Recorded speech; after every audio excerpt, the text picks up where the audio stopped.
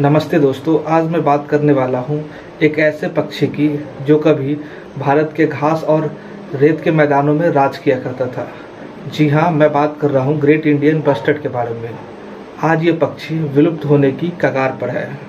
अगर हम बात करें भारत की सबसे संकट में पड़ी प्रजातियों की, ये उसमें टॉप पर आता है। तो क्या हम इस पक्षी को बचा पाएंगे? तो आइए जानते हैं इसकी पूरी कहानी आज की इस वीडियो में। नमस्कार। हाँ। आज हम एक बहुत ही खास भारतीय पक्षी पर बात करने वाले हैं। हाँ, ग्रेट इंडियन बस्टर्ड, जिसे गोदावन भी कहते हैं ना। वो भारी सा शानदार उड़ने वाला पक्षी जो अब बहुत मुश्किल में है। बिल्कुल गंभीर रूप से लुप्त प्राय। हाँ, हमारे पास जो जानकारी है वो वाइल्ड लाइफ संगठनों, सरकारी रिपोर्ट्स और मतलब जून 2025 तक के एकदम ताज़ा अपडेट से ली गई है। सही। तो आज कोशिश रहेगी कि हम समझें कि ये पक्षी है क्या, क्यों जरूरी है, इसके अभी क्या हाल है, हाँ। और इसे बचाने के लिए क्या हो रहा है, ठीक है। या क्या हो सकता है आगे। हाँ बिल्कुल, और ये जानना जरूरी क्यों है, इस पर भी बात करेंगे। तो शुरुआत करें गोदावन की पहचान से। इसका साइंटिफिक नाम थोड़ा मुश्किल सा है, आर्डियोटिस नाइग्रिसेप्स। हाँ, आर्डियोटिस निग्रिसेप्स। ये दुनिया भर की जो बस्टर्ड प्रजातियां हैं उनमें खास है। और ये दुनिया के सबसे भारी उड़ने वाले पक्षियों में से एक है, ये मैंने पढ़ा था। हाँ, ये सच है। और इसका वो सिर पर काला मुकुट जैसा, और वो डांस, कोर्टशिप डांस, वो भी बड़ा फेमस है। बिल्कुल। अच्छा, इसकी उत्पत्ति के बारे में बात करें तो माना जाता है कि ये करीब 20-30 लाख साल पहले मध्य एशिया से भारत आए। पहले तो ये पंजाब से लेकर नीचे आंध्र प्रदेश तक काफी बड़े इलाके में फैले हुए थे। लेकिन अब तो ऐसा नहीं है। नहीं, अब बिल्कुल नहीं। अब तो ये सिमट कर रह गए हैं मुख्य रूप से राजस्थान में जो डेजर्ट नेशनल पार्क है, जैसलमेर वाला। हाँ वही, और थोड़ा गुजरात के कच्छ के घास के मैदानों में। बस ये तो बहुत बड़ा बदलाव है। अच्छा, ये तो हुई पहचान की बात, पर ये इतने जरूरी क्यों है? मतलब इकोसिस्टम में इनका क्या रोल है? देखिए, ये रेगिस्तानी इकोसिस्टम के लिए बहुत जरूरी हैं। ये कीड़े मकोड़े खाते हैं, छिपकलियां, यहाँ तक कि छोटे सांप भी। अच्छा। हाँ, तो इससे इन जीवों की आबादी कंट्रोल में रहती है, एक तरह से बैलेंस बनाए रखते हैं। और वो घास के मैदानों के स्वास्थ्य वाली बात? हाँ, एक 2025 की स्टडी आई थी, उसमें इन्हें स्वस्थ घास के मैदानों का इंडिकेटर मतलब सूचक कहा गया है। मतलब अगर गोदावन कम हो रहे हैं तो ये संकेत है कि घास के मैदानों की हालत ठीक नहीं है। बिल्कुल सही, ये एक तरह की चेतावनी है पूरे इकोसिस्टम के लिए। और सांस्कृतिक रूप से राजस्थान का राज्य पक्षी तो है ही। हाँ, वो तो है ही, पर स्थानीय लोग इसे गोदावन कहते हैं, जिसका मतलब ही होता है सुंदरता। इसे कई लोग सौभाग्य का प्रतीक भी मानते हैं। और लोक कलाओं में भी जिक्र आता है शायद। हाँ, इसके अनोखे डांस ने कई लोक कथाओं और कलाओं को प्रेरित किया है, और ये स्थानीय समुदायों के लिए मतलब गर्व की बात तो है ही, पर्यटन से थोड़ी आय भी होती है। पर दुख की बात यह है कि अब इनकी संख्या बहुत ही कम रह गई है। हाँ, आंकड़े वाकई चिंताजनक हैं।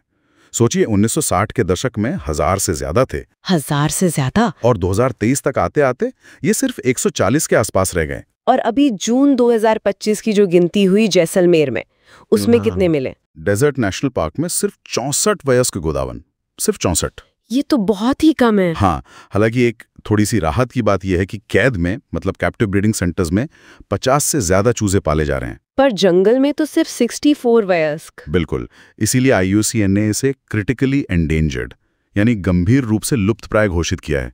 ये खतरे की सबसे ऊंची श्रेणी है, मतलब जंगल से पूरी तरह खत्म होने का खतरा। आखिर ऐसा हुआ क्यों?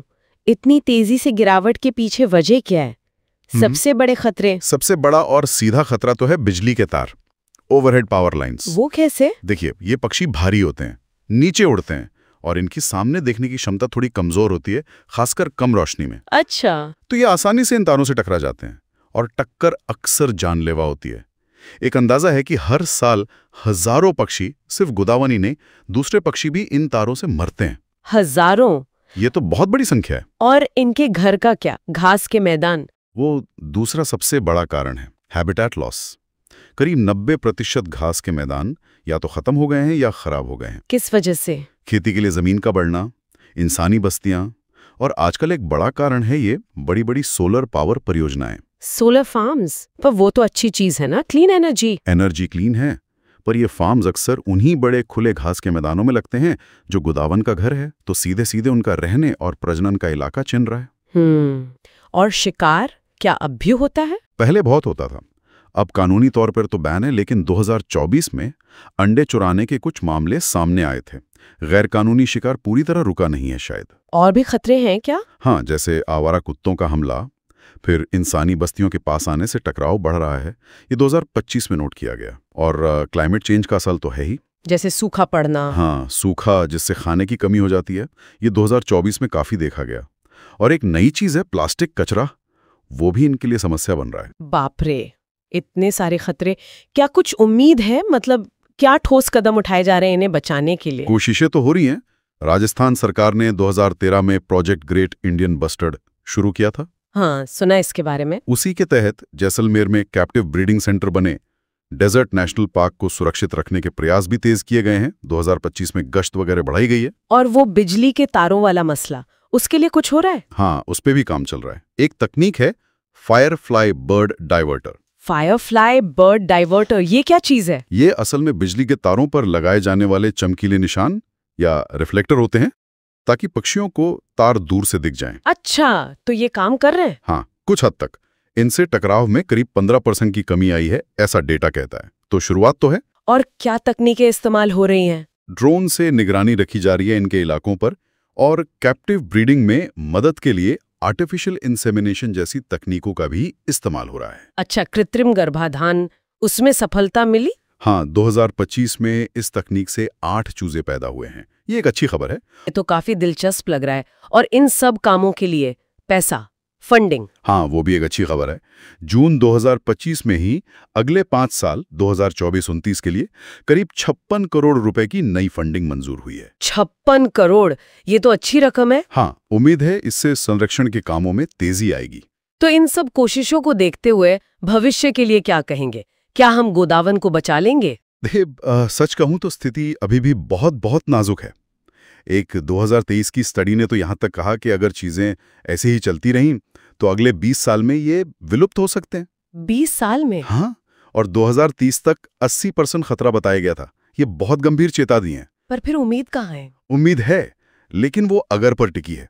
अगर बिजली लाइनों को कम से कम मुख्य इलाकों में अंडरग्राउंड किया जा सका, जो कि महंगा और मुश्किल काम है। बिल्कुल।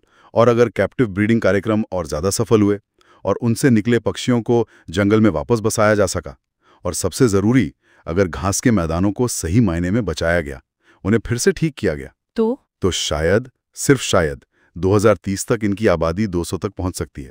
लेकिन ये सब होना जरूरी है। तो मतलब ग्रेट इंडियन बस्टर्ड हमारी एक बहुत कीमती धरोहर है जो बिल्कुल किनारे पर खड़ी है। हाँ, विलुप्ति के किनारे पर। बिजली के तार और उजड़ते घर सबसे बड़े विलन हैं, पर कोशिशें हो रही हैं, नई तकनीक आ रही है, पैसा भी मिला है, तो एक उम्मीद तो है। बिल्कुल। और आखिर में हमें यह सोचना होगा कि ये लड़ाई सिर्फ एक पक्षी की नहीं है। सही कहा, ये हमारे पूरे रेगिस्तानी पर्यावरण की और हमारी अपनी संस्कृति की लड़ाई है। हाँ, तो अब जब हमें ये सब पता है तो सवाल ये है कि हम, आप, सुनने वाले सब क्या कर सकते हैं? शायद जो स्थानीय ग्रुप्स काम कर रहे हैं उनका साथ दें, या कम से कम इस बारे में और लोगों को बताएं, जागरूकता फैलाएं, है ना? हाँ बिल्कुल। कभी कभी छोटे छोटे कदम भी बहुत मायने रखते हैं।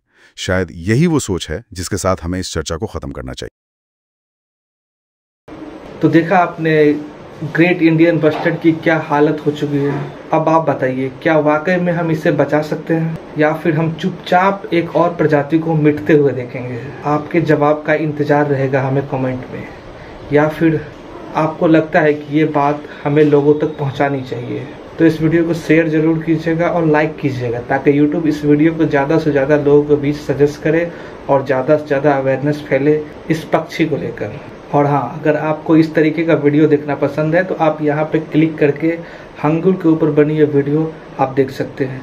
ये भी विलुप्त होने के कगार पे है। और तब तक के लिए धन्यवाद।